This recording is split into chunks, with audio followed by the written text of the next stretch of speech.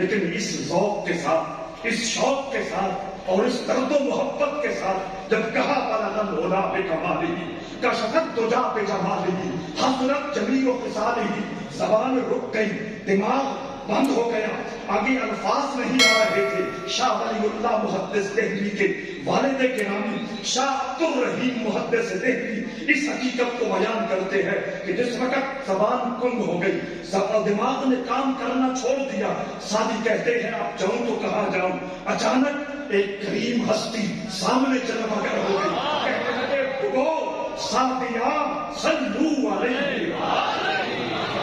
وہ کائنات کا تاجدار آمنہ کا نام جلوہ گر ہو گیا، اور اب فارسی زبان میں فرمانے لگے اے سادی بول دے صلو علیہ۔ بسم اللہ الرحمن الرحیم، اللہم صلی علی سیدنا محمد تعید بک الاقدم والمظہر الاتم لاسمک الاعظم بعدد تعینات ذاتک وتجلیات صفاتک وعلی آلہ وصحبہ کذالک۔ عزت و تکریم کی مسند پر جلوہ فکن حضرت قبلہ سید کرامت علی حسین شاہ صاحب زید وجہہ ملک پاکستان کے باوقار معزز ترین ثنا خوان رسول قبلہ سید زبید مسعود شاہ صاحب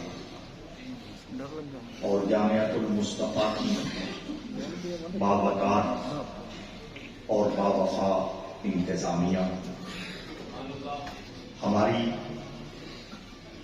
سعادت مندی اور خوش قسمتی ہے کہ ہم برادر مکرم خالد حسنین خالد صاحب کی اس دعائیہ تقریب میں شرکت کی سعادت حاصل کر رہے ہیں۔ حضرات ذی وقار نعت رسول کریم صلی اللہ تعالی علیہ وسلم کی مدح و توصیف کا نام ہے۔ کبھی نعت نثر میں ہوتی ہے اور کبھی نعت نظم میں ہوتی ہے۔ نثری نعت کی بنیاد تو رب ذوالجلال نے خود رکھی۔ وَإِذْ أَخَذَ اللَّهُ مِيثَاقَ النَّبِيِّينَ لَمَا آتَيْتُكُم مِّن كِتَابٍ وَحِكْمَةٍ، یہ وہ مجلس نعت تھی جس کی بنیاد رب کریم نے انبیاء کرام کی جرمٹ میں خود تجویز فرمائی اور رحمت دو عالم صلی اللہ تعالی علیہ وسلم کی تعریف و توصیف انبیاء کی مجلس میں کی، اور اس کے بعد نثر میں نعت کا سلسلہ عرب کے اندر ایک مشہور مضمون تھا۔ آپ کے لیے یہ بات باعث حیرت ہوگی کہ خود رحمت کائنات صلی اللہ تعالی علیہ وآلہ وسلم کے آباء و اجداد میں 9 ایسے نام گنے گئے ہیں جو اپنے زمانے کے بلند پایا شاعر تھے، اور انہی میں سے ایک ہستی جناب کعب کی ہے جنہوں نے رحمت دو عالم صلی اللہ تعالی علیہ وسلم کی بشارت نظم میں قریش مکہ کو دی تھی۔ بات کو بڑھانا نہیں، میرے بعد قبلہ سید کرامت علی حسین شاہ صاحب کا وقی اور تفصیلی خطاب ہے۔ میں مختصر تاریخ نعت عرض کر کے خالد حسنین خالد صاحب کی ذات تک پہنچوں گا۔ رسالت مآب صلی اللہ تعالی علیہ وآلہ وسلم کے دادا جان جناب عبد المطلب صرف شریف مکہ نہیں تھے، صرف درویش ملت ابراہیمی نہیں تھے، صرف نگہبان کعبہ نہیں تھے، اپنے زمانہ کے بلند پایا عالم اور بلند پایا شاعر بھی تھے۔ رحمت دو عالم صلی اللہ تعالی علیہ وسلم کی جلوہ گری کے وقت، اس کائنات کے اندر حضور کی تشریف آوری کے وقت، کعبہ اللہ کے سائے میں کھڑے ہو کر جناب عبد المطلب نے جو میرے حضور کی نعت کہی ہے وہ سیرت کی کتابوں میں چمک رہی ہے، اور وہ لمحہ بھی یقیناً آپ کو یاد ہے کہ جب قریش مکہ عبد المطلب کی خدمت میں حاضر ہوتے ہیں، قحط ہے، بارش نہیں ہو رہی، مخلوق بھوکوں مر رہی ہے، تو جناب عبد المطلب رحمت دو عالم صلی اللہ تعالی علیہ وآلہ وسلم کی انگلی پکڑ کر بیت اللہ شریف کے سائے میں کھڑا کرتے ہیں اور عرض کرتے ہیں، اے میرے مالک، اس خوبصورت چہرے کی برکت سے سیرابی عطا فرما دے، بہار اور برسات کا ماحول بنا دے۔ ابھی چہرے کے ہاتھ مکمل پھیلے نہیں تھے، بادل چھا گئے اور برسنے لگے، اور اس لمحے کو جناب ابو طالب نے کس خوبصورتی کے ساتھ محفوظ کیا۔ اب یبدو یستسقی الغمام بوجهه سماع الیتامی وعصمة للارامل۔ جناب ابو طالب نے اب کتنے سال پہلے رحمت دو عالم صلی اللہ تعالی علیہ وسلم کی جو شان دستگیری تھی اس کو بھی بیان کر دیا۔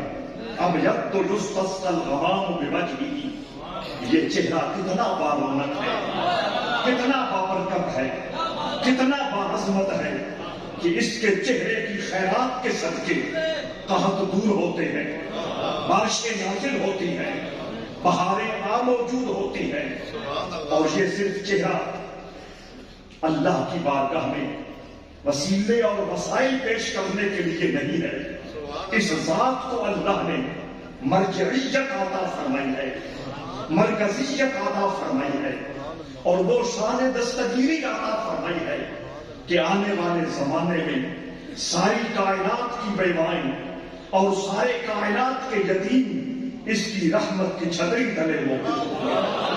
حضرت ذوالفقار میں عرض کر رہا تھا کہ عرب کے اندر اور خود رسالت پناہ صلی اللہ علیہ وآلہ وسلم کے مبارک خاندان کے اندر شعر و شاعری اس قدر عروج پہ تھی۔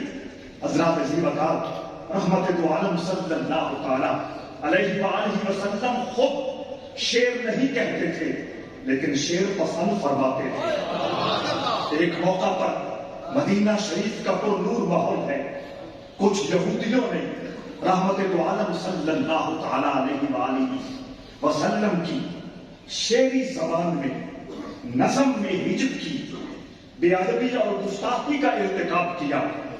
حضور کی طبیعت پہ بوجھ آیا۔ آپ کی جو بزم نعت تھی اس کے 3 مشہور شاعر تھے، ایک حضرت کعب بن مالک ہیں، دوسرے حضرت عبداللہ بن روا ہیں، اور تیسرے حسان بن ثابت ہیں۔ حضور کی بھی یہ بزم نعت تھی اور اس کے یہ عظیم ترین ممبران تھے۔ حضور نے فرمایا کعب بن مالک کو بلایا جائے۔ کعب بن مالک حاضر ہوئے، رحمت کائنات نے ان کے سامنے یہودیوں کا وہ کلام رکھا کہ اس کلام میں میرے ساتھ گستاخی اور بے ادبی کا ارتکاب کیا گیا ہے، تم اس کا جواب دے پاؤ گے؟ کعب بن مالک نے فی البدی بارگاہ رسالت میں اس کلام کا جواب دیا۔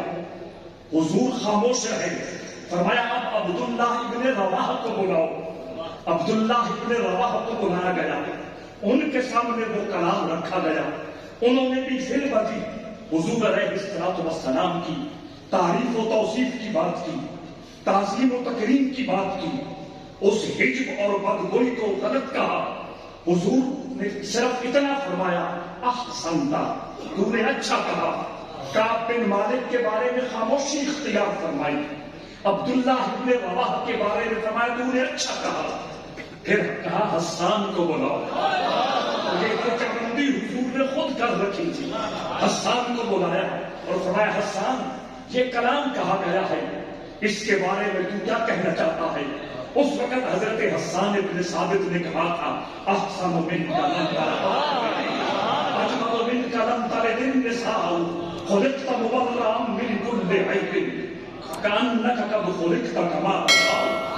حضرت زبکات رحمت دو عالم صلی اللہ تعالی علیہ وسلم شعر کہتے نہیں تھے لیکن شعر کے فن کو جانتے تھے، اس کی لطافتوں کو جانتے تھے، اس کے اسرار و رموز سے واقفیت رکھتے تھے. حضور علیہ السلام کا شعر کو پسند کرنا اور اپنی بارگاہ ناز میں محبت کے ان نذرانوں کو قبول کرنا، یہ ریت اور روایت حضور کی زندگی کے ساتھ خاص نہیں، آج تک چلی آ رہی. اس پہ 20 استشہاد اور 20 دلائل میں پیش کر سکتا ہوں، لیکن صرف ایران کے بادشاہ، ایران کے شاعر حضرت شیخ سعدی شیرازی کی تحریر تک جاؤں گا، جنہوں نے کہا تھا بلغ العلا بکمالہ کشفت الدجی بجمالہ حسنت جمیع خصالہ صلوا علیہ وآلہ. دوستان نصیب اکار، میں نے قصیدہ مزریہ کا حوالہ نہیں دیا، میں نے قصیدہ بانت سوات کا حوالہ نہیں دیا، میں نے قصیدہ بردہ کا حوالہ نہیں دیا، میں نے قصائد حسان ابن ثابت کا حوالہ نہیں دیا، میں نے قصیدہ حضرت عباس کا حوالہ نہیں دیا. میں اس بندے کا حوالہ دے رہا ہوں جو عربی نہیں عجمی ہے. عرب کے علاوہ باقی سارا خطہ عجم کہلاتا ہے. یہ گنگر حضرت شیخ سعدی شیرازی فارسی النسل ہے، ایرانی ہے، عرب نہیں ہے، لیکن اس ذوق کے ساتھ، اس شوق کے ساتھ اور اس درد و محبت کے ساتھ جب کہا بلغ العلا بکمالہ کشفت الدجی بجمالہ حسنت جمیع خصالہ، زبان رک گئی، دماغ بند ہو گیا، آگے الفاظ نہیں آ رہے تھے. شاہ ولی اللہ محدث دہلی کے والد گرامی شاہ عبد الرحیم محدث دہلی اس حقیقت کو بیان کرتے ہیں کہ جس وقت زبان گنگ ہو گئی، دماغ نے کام کرنا چھوڑ دیا، سعدی کہتے ہیں اب جاؤں تو کہاں جاؤں. اچانک ایک کریم ہستی سامنے چلوا کر ہو گئی، کہنے لگے بھگو سعدیہ صلو علیہ.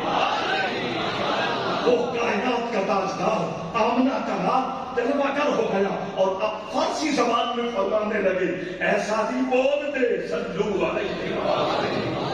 اور صوفیاء فرماتے ہیں ہر زبان میں وہ کلام جو میرے محبوب کو پسند آ جاتا ہے، جس کو حضور قبولیت کا شرف عطا کر دیتے ہیں. عالم مثال میں ایک گنبد ہے، جس گنبد کے اندر وہ کلام لکھا جاتا ہے، رقم ہو جاتا ہے، اس کے بعد ساری کائنات میں وہ مشہور بھی ہو جاتا ہے، معروف بھی ہو جاتا ہے. حضرات عزیز وقار، یہ پذیرائی کا سلسلہ ہے، قبولیت کا سلسلہ ہے، اور حضور کی نعت جو محبت کے ساتھ پڑھتا ہے، احترام کے ساتھ پڑھتا ہے، خلوص کے ساتھ پڑھتا ہے.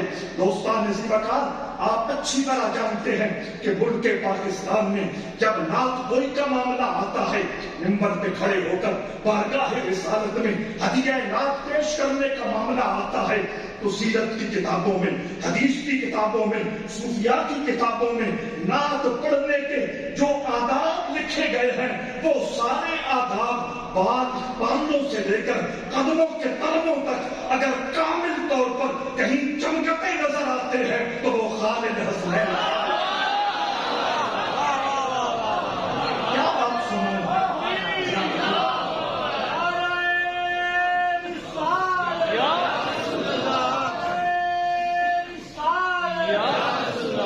کیا صاحب تفصیلی روشنی ڈالیں گے؟ میں صرف ایک بات کر کے بات کو سمیٹ رہا ہوں. میں کسی جگہ دیکھ رہا تھا، ایک جگہ خالد حسنین خالد بھائی نعت شریف پڑھ رہے ہیں، بہت بڑا مجمع ہے.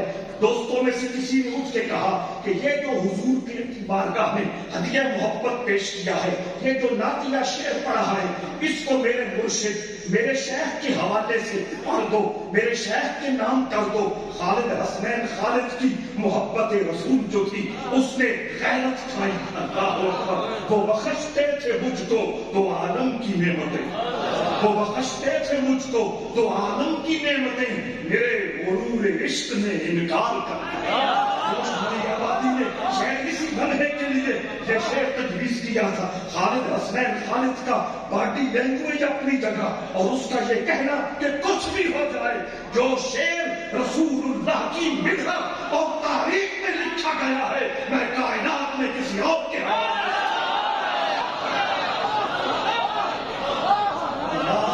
اس کی قبر پر کروڑوں رحمتیں نازل فرمائے اور اس کا یہ لگایا ہوا پودا یہ المصطفیٰ کی انتظامیہ خلوص کے ساتھ درد و سوز کے ساتھ اور پوری وفا کے ساتھ اس کو تناور درخت بنانے کے لیے لگے رہیں.